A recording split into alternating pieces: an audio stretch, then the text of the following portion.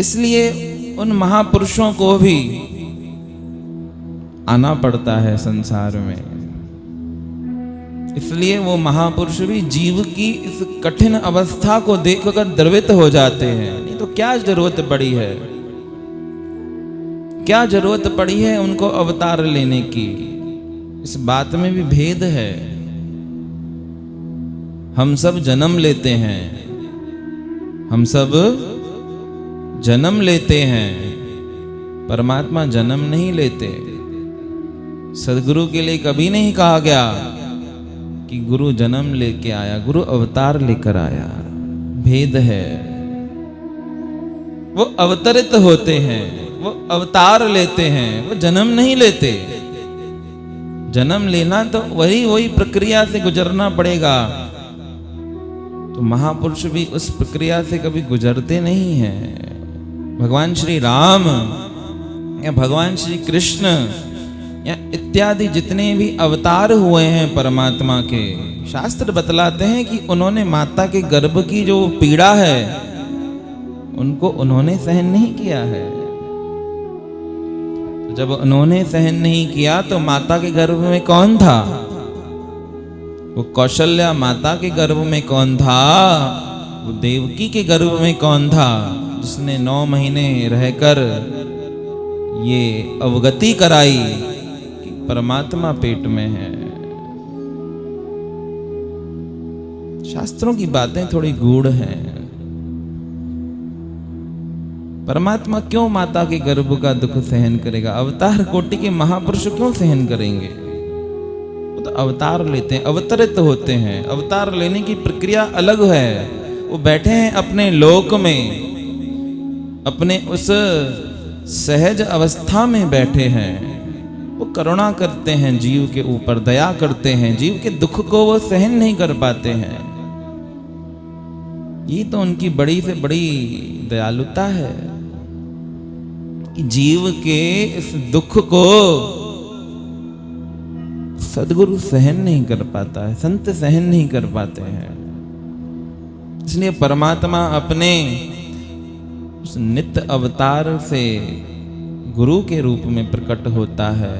तो कौन था उस 9 महीने में जिसने अवगति कराई, जिसने ये प्रमाण दिया कि परमात्मा गर्भ में है? शास्त्र बतलाते हैं वो परमात्मा की माया होती है।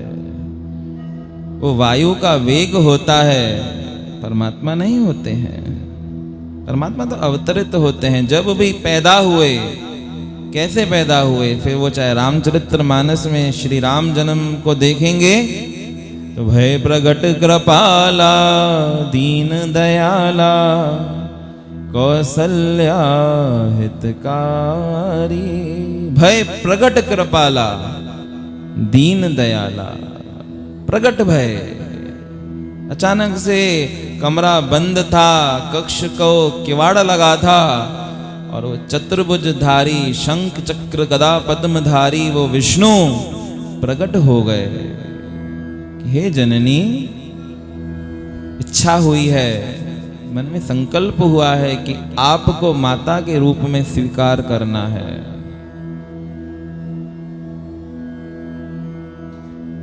माता देखकर विस्मय में आ गई कि ऐसे कौन जन्म लेता है?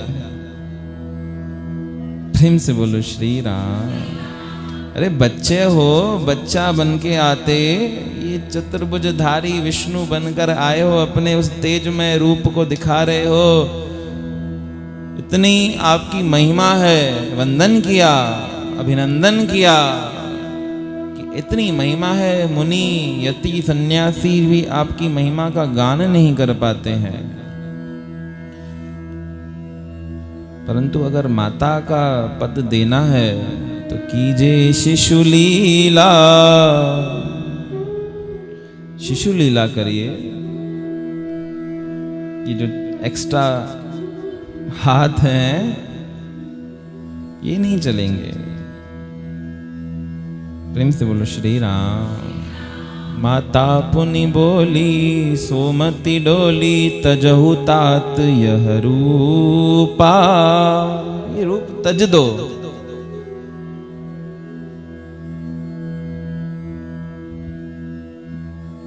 और परमात्मा ने वहां पर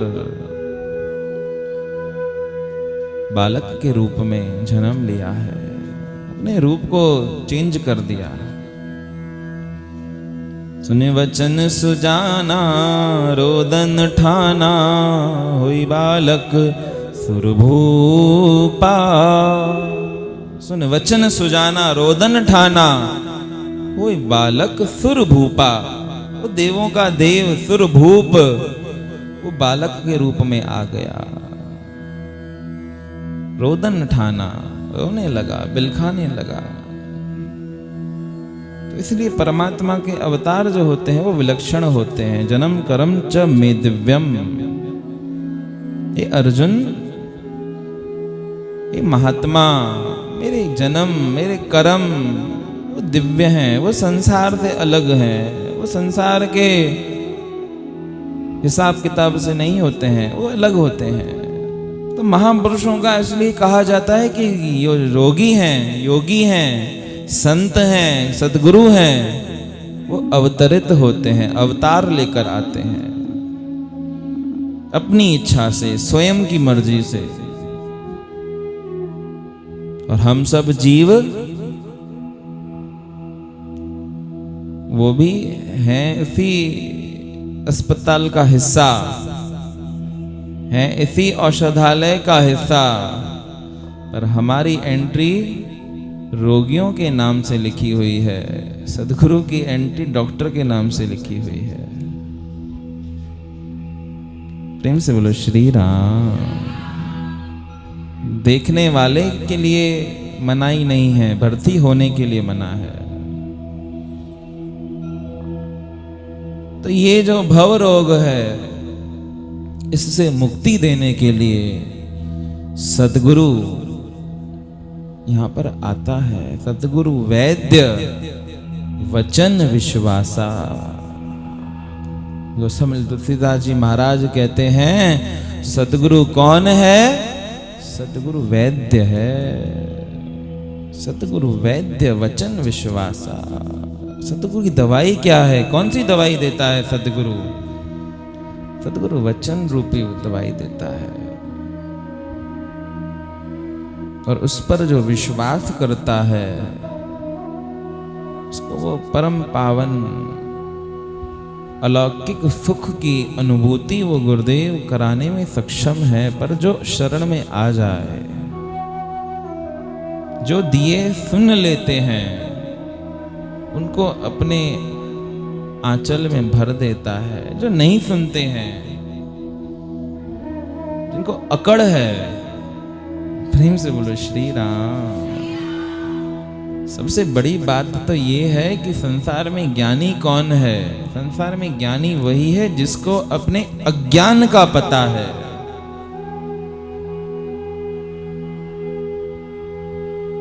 जिसको अज्ञान का नहीं पता है वो ज्ञानी कैसे हो गया? और जिसको अपने अज्ञान का पता है उसी को ही सद्गुरु का ज्ञान लगता है। और जिसको सद्गुरु का ज्ञान लगता है, समझो उसी को परमात्मा, उसी को भगवान दिखता है। तीनों बातें कनेक्टेड हैं। अब विचार करें कि अज्ञान देखना कैसे देखें? जब अज्ञान ही भरा हुआ है तो देखेंगे कैसे? जब अंदर में अज्ञान ही भरा हुआ है तो दिखेगा कैसे? अरे अंधेरे में और कुछ भले न दिखता हो, अंधेरा हो उसमें और कुछ भले ना दिखता हो, पर अंधेरे में अंधेरा तो दिखता ही है ना। पर अंधेरा किसको दिखता है? जिसकी आंख होती है। और जिसकी आंख नहीं है उसके लिए तो अंधेरा भी सेम बात है और उजाला भी सेम, रोशनी भी सेम है। प्रेम से बोलो श्री राम। तो सबसे बड़ा ज्ञान यही है कि अपने अज्ञान का पता चल जावे।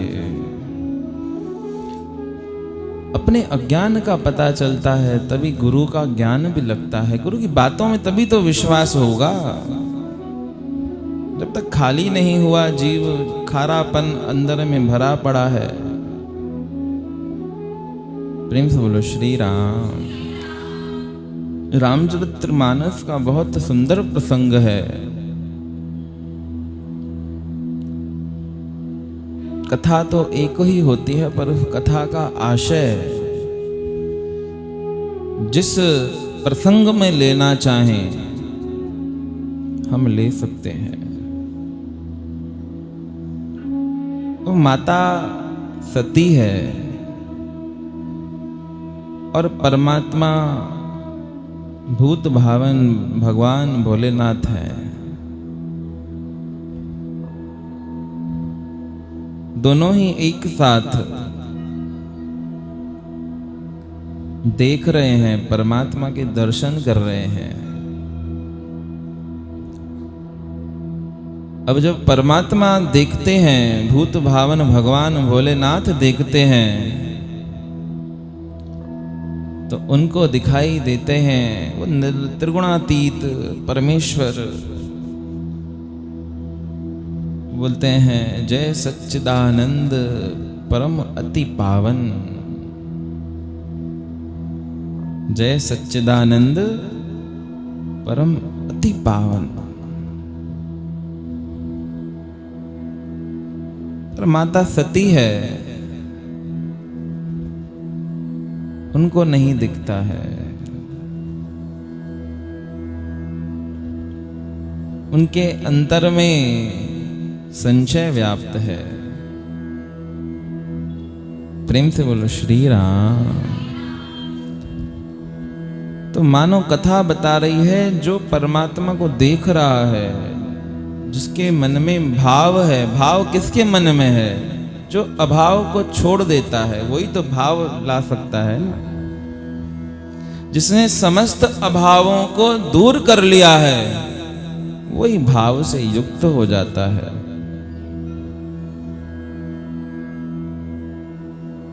तो जिसके अंतर में अब परमात्मा को क्या है? परमात्मा तो अप्राप्त की प्राप्ति नहीं है। अप्राप्त की प्राप्ति तो संसार है, परमात्मा तो प्राप्त की प्राप्ति है। वो तो प्राप्त है, तभी डिफिकल्ट है ना, थोड़ा कठिन है। अप्राप्त की प्राप्ति करना तो सहज है, कहीं ना कहीं से मिल जाएगा। मुश्किल काम तो प्राप्त की प्राप्ति करना है। जो है साथ है उसको कैसे पाएंगे? तो जो समस्त अभावों से रहित है वही भाव में युक्त होता है। तो परमात्मा भगवान भोलेनाथ वो भाव में युक्त हैं। इसलिए उनको भगवान श्री राम को जब देख रहे हैं तो वो त्रिगुणातीत परमेश्वर दिखाई दे रहे हैं। और माता सती देख रही है तो उनके मन में संशय रूपी रोग है। ये अज्ञानता का रोग क्या पैदा करता है? ये संशय पैदा करता है। तो फिर वो भगवान नहीं दिखता है, वो क्या दिखता है? वो साधारण राजकुमार दिखते हैं।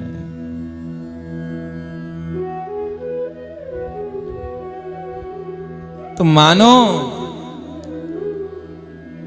कि वो परमात्मा जिसको दिख रहे हैं वो सद्गुरु है, और जिसके मन में संशय रूपी बीजारोपण है वही शिष्य है, वही जीव है। तो भूत भावन भगवान जो है वो यहाँ पर सद्गुरु के रूप में देख रहे हैं, मिला हुआ है, वो वंदना कर रहे हैं। जब देख रहे हैं परमात्मा को तो वो प्रेमा विभोर हो गए, वो प्रेम से भर गए। माता सती नहीं भर पाई, वो जीव है, वो जीवपना है, वो रह जाता है खाली। प्रेम से बोलो श्री राम।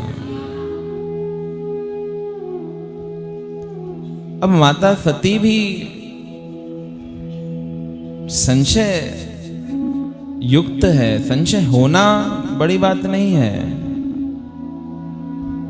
संशय होना, जीव पना है तो संशय तो होगा ही ना। रोग होना बड़ी बात नहीं है, परंतु उस रोग को छुपाना ये बड़ी बात है। प्रेम से बोलो श्री राम। अब माता सती ने भी व्यक्त नहीं किया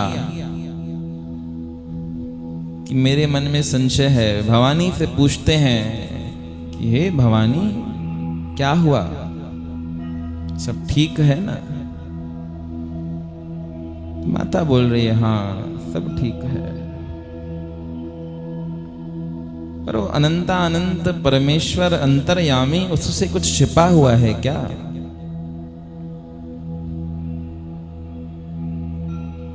तो यही तो बात है जो हमको और दुख देती है कि संशय का आना ये एक सहजता की बात है, पर उस संशय को छिपाना ये कपट प्रदर्शित हो जाता है। माता सती ने कपट कर दिया। प्रेम से बोलो श्री राम। अब जो अज्ञानी होता है, संशय युक्त होता है, वो सोचता है कि मेरा ये संशय, मेरी ये बात सदगुरु को पता नहीं है, गुरु को पता नहीं चल रही है। अब विचार करो, जिसने भगवान के भेद को जान लिया, जो भगवान के भेद को जानता है, तो वो क्या हमारे भेद को नहीं जानेगा क्या? तभी तो वो सदगुरु है। तो अंतर्यामी परमात्मा ने जान लिया। प्रेम से बोलो श्री राम।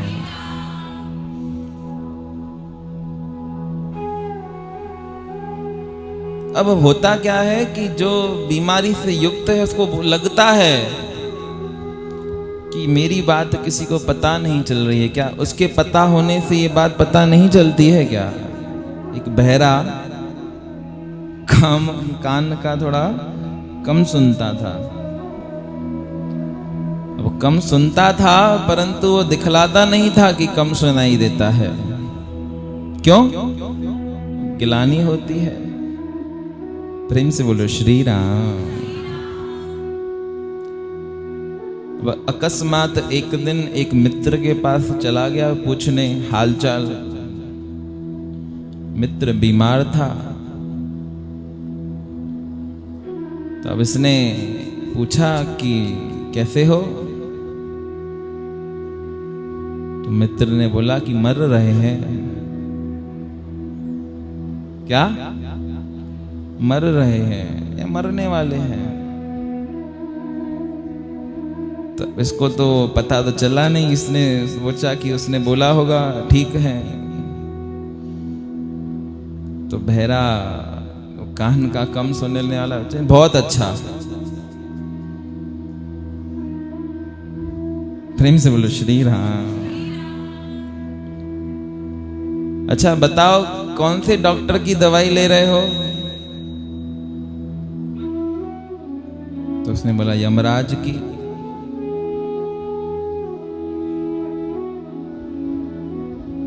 अच्छा, ये डॉक्टर बहुत अच्छा है, रोज एक आध केस तो सॉल्व कर ही देता है। मैंने बहुत सुना है इसके बारे में। ये कैसा आदमी आ गया है? हालचाल लेने आया है या बददुआ दे रहा है? अच्छा भला खाते क्या हो? डॉक्टर ने कुछ आपको दिया होगा ना कि ये खाना है ये नहीं खाना है। अब उसने खिसिया के गुस्से में बोल दिया पत्थर खाता हूं। ये बहुत अच्छा खाना है, जल्दी पच जाता है, डाइट के लिए बहुत अच्छा है। उसको लगा कोई बोल रहा होगा खिचड़ी खाता होगा। तो हमारे छिपाने से क्या वो बात छिपती है क्या? कहां छिपती है? मूर्ख तो तब तक ही शोभा पाता है जब तक उसकी जुबान नहीं खुलती है। कहां छिप पाता है हमारा अज्ञान? वो हमको लग रहा है कि अज्ञान का छिपाव कर लिया, रोग का छिपाव कर लिया, पर हमारे छिपाने से गुरु को पता नहीं चलेगा। उसको तो सब पता चल जाता है। कि भगवान भावना पहचान जानदा है। जानी जानन हार दिलां दियां जान जानदा है। वो तो दिल की बात जानता है। जब समझता दिल की है, बात जुबान की कहां समझता है। वो जुबान से भले ही उसको 10 बार बोल दो, कहां समझता है। करेंसी जिस देश में जो चलेगी वही तो मान्य होगी ना। ले जाओ यहां से 1-2 करोड़ रुपए अमेरिका में और लेना चाहो कोई अमूल्य निधि, वहां से कोई ऐसी चीज मिलेगी क्या? बोलेगा यहां पर ये होगा आपके देश में। आपके देश में इस करेंसी का बहुत सम्मान होगा, और हमारे देश में तो इसकी कोई वैल्यू। तो कनेक्टिविटी तो ऐसे ही बनेगी ना। जो चीज जिससे सिमिलर होगी उसी की से ही तो मिलेगी ना। कंपैरिजन भी दो सिमिलर चीजों से ही होता है ना। प्रेम से बोलो श्री राम। तो जब वो सुनता दिल की है तो जानता भी तो दिल की होगा ना। क्यों कहा जाता है कि हृदय से जब प्रार्थना कहटियूं कर कोय, भगवत के से कान में शीघ्र पहुंचत सोए। अरे पुकार जब वो हृदय की चाहता है हमसे, जुबान की बोलता है नहीं चाहिए। जुबान की कितनी पुकार करो सब व्यर्थ है, वो व्यर्थ से चली जाती है। पुकार हमेशा हृदय की ही ऐसी होती है जो उसके हृदय तक पहुंचती है। तो वो दिल की भी जान लेता है। एक्सरे मशीन लगी है उसकी आंखों में। सदगुरु क्या करता है? सदगुरु हमारी भावना को पहचान जाता है। संतों की लाइफ में क्या है? यही तो है कि एक जना आ रहा है, संतों से इतना मान पा रहा है क्योंकि वो मान की चाहना से नहीं आया है। और एक जना आता है जिसके मन में अभिलाषा है कि मान मिले, प्रशस्ति मिले, प्रशंसा मिले। वो बेचारा बैठा रहता है, कुछ नहीं पूछता उसको। एक संत बैठे थे, एक धनवान व्यक्ति आया, संतों के सामने बहुत ज्यादा अमूल्य वस्तुएं रखी। उसका भाव वस्तुओं में ही था, संत में नहीं था। वस्तुओं की महत्ता उसको ज्यादा दिख रही थी। तो संत भी बैठा था अपनी मौज में, उसने देखा भी नहीं। और जब नहीं देखा तो अंतर ही अंतर में पीड़ा होने लगी कि इतनी अमूल्य निधि दी है, वस्तुएं दी हैं, इतना कुछ दिया है संत को, पूछना तो चाहिए। संत ने पूछा ही नहीं। अब ऐसे लोगों के साथ ऐसा ज्यादा होता है। उल्टी की बात है। मान चाहो तो मान से हरहो, शांति चाहो तो शांति करहो। अगर मान की चाहना रखते हो तो सबसे पहले अपने मान से जीव को हटना चाहिए, तभी तो मान मिलता है। सदगुरु के जीवन में क्या देखा गया, संतों के जीवन में क्या देखा गया कि नाम कीर्ति जय जयकारा, इन बातों से संत निहारा। यह विचार कर बिना बताए जंगल में कछु दिवस बिताए। कि नाम मिल रहा है, प्रशस्ति मिल रही है, प्रशंसा हो रही है, यहां पर बहुत ज्यादा वैभव मिल रहा है। अब इस स्थान पर रहने की योग्य ये स्थान अब रहा नहीं, छोड़ दिया। तो ये संतों के जीवन में देखा जाता है कि वो महापुरुष जो होते हैं वो अलग होते हैं कुछ। तो भला व्यक्ति आया संतों से मान की चाहना रखने, पर मान ऐसे थोड़ी ना मिलता है। तो हृदय की बोला ना भावना, वो पहचान जाते हैं क्या चल रहा है आपके अंतर की। वो जो सारी गतिविधियां हैं, कितना मुखौटे से गुजर रहे हो, कितना मुखौटा पहना है, सब उनको पता है। बोलते नहीं है, ये बात अलग है। पर्दे ढकने में वो संत माहिर होते हैं, बोलते कुछ नहीं है। कहां बोलते हैं सदगुरु? तो क्या न बोलना न जानने को व्यक्त करता है क्या? थोड़ा गहराई से बात करो। तो जो न जानता है वही बोलता रहता है, और जो जानता है वो कभी बोलेगा नहीं। यही तो गुज्जा है, नहीं यही तो गुज्जा है, यही तो गूढ़ बात है कि डूबे सो बोले नहीं, डूबे सो बोले नहीं। कहां बोलेगा? जो डूब गया वो बोलेगा क्या? बचाओ बचाओ बचाओ कौन बोलता है? डूबने के बाद आवाज कैसे निकलेगी? डूबे सो बोले नहीं, बोले सो अनजान। और जो बोल रहा है, बक बक बक बक अभी कर रहा है, चेष्टाएं कर रहा है, मानो अभी तक वो डूबा ही नहीं है, वो भी हिलोरे ही लगा रहा है। तो डूबे सो बोले नहीं, और बोले सो अनजान। गहरो प्रेम समुद्र है, जामे डूबे चतुर सुजान। उल्टी रीत है प्रेम की, उल्टी रीत है सारी बातें। यद्यपि न बोलना न जानने को दर्शाता नहीं है, परंतु जानना न बोलने को दर्शाता जरूर है। जो जानेगा वो बोलेगा नहीं, क्योंकि बोल देगा तो फिर उसके जानने का भेद खुल जाएगा ना। फिर क्या जाना उसने? उसको न बोलना ही उसके जानने का प्रमाण है। प्रेम से बोलो श्री राम। इसी में तो जीव उलझ जाता है ना। तो जब तक बोलना चालू है तब तक, यानी अभी तक वो तत्व आया ही नहीं है जीवन में। गुरुओं के जीवन में देखा गया कि वो बोलते कम हैं, करते ज्यादा हैं। गीता का संदेश सुनाया, नहीं सुनाया, करके दिखाया, चल के दिखाया था। मेरा टेऊ राम गुरुदेव मनुज बन आया था। ऐसा नहीं कि केवल बोल दिया, अरे बोलने के साथ साथ खुद किया, और करने के साथ साथ उस पर चल के भी दिखाया।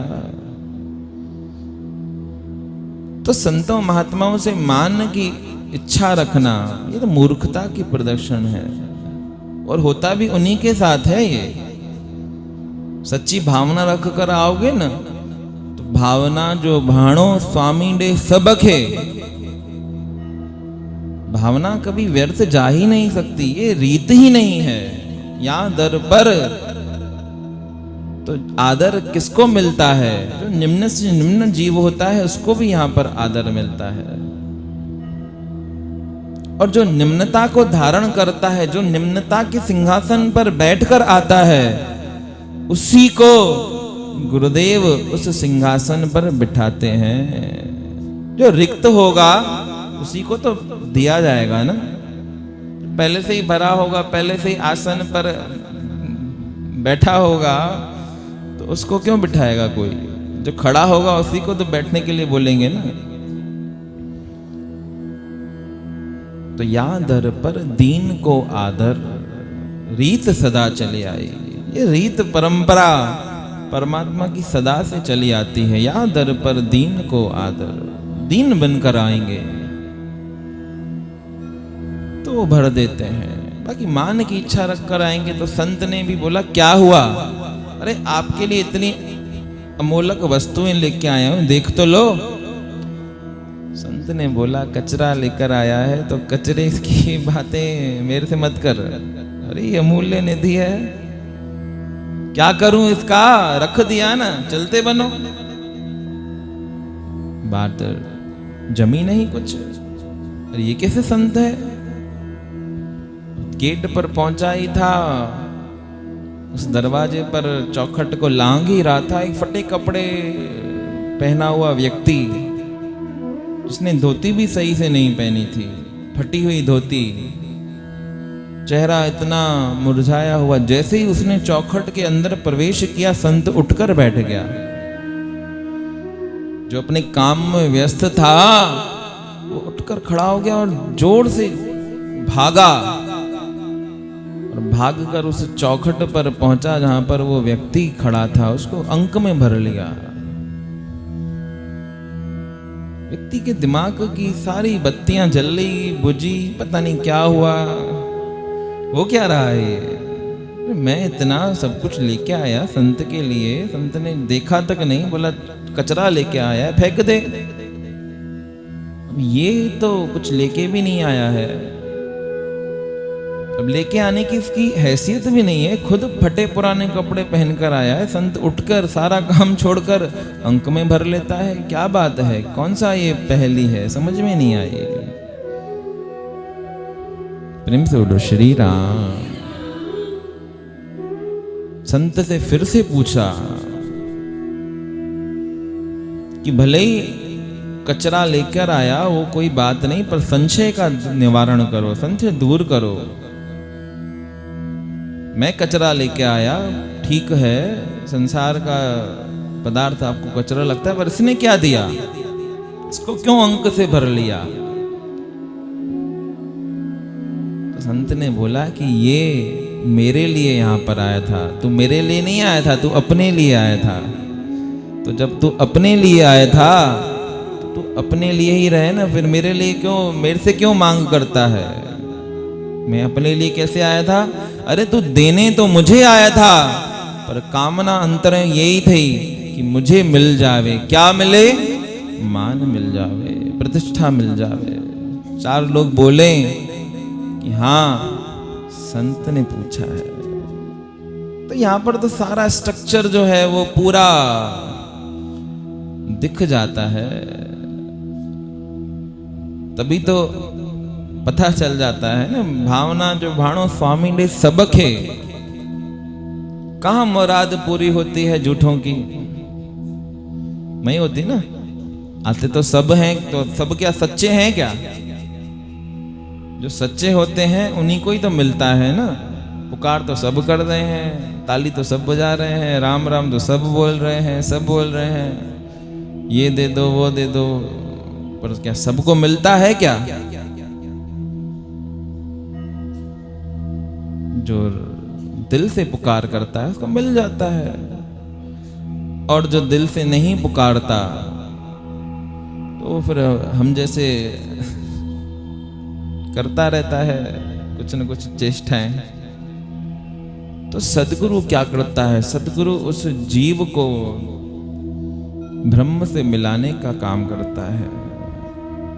उसके लिए उसको स्वयं संसार में आना पड़े, फिर भी वो रुकता नहीं है, भले संसार में आना पड़े। क्या बाकी गुरुओं को क्या काम यहाँ पर आने का, परमात्मा को क्या पड़ी है लीला दिखाने का, लीला में आकर दुख भोगने का, भगवान को क्या पड़ी है, कुछ पड़ी है क्या। जीवों के कल्याण के लिए, ये जीवों का दुख है ना, देखा नहीं जाता है, उससे द्रवित हो जाता है।